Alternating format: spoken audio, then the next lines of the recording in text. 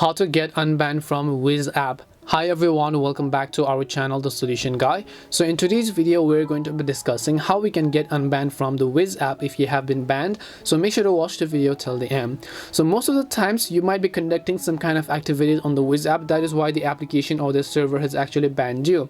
In order to fix this, what you can try to do is to log in. You can simply try to switch to your mobile data if you're using Wi-Fi. So the reason I'm telling you this is because when you switch your mobile data or when you switch your Wi-Fi network, it is going to change the IP address. So if the Wizz app has limited the access to their server from your IP address emitting from your router, when you switch your network, such as switching to cellular data or whatever else, it is most likely going to let you log in. Now if this doesn't help, one of the most advanced and easiest fixes that you can do is simply try to connect to a VPN. There are many VPN apps out there that you might want to download. For me, I simply personally like this one right over here. So you can just go ahead and try to connect to a specific VPN and then try to log into your account and then see if that definitely solves your problem, because most of the time this is also going to help you get unbanned on the Wizz app, and then go ahead and simply try to relog out and then re-log in back again.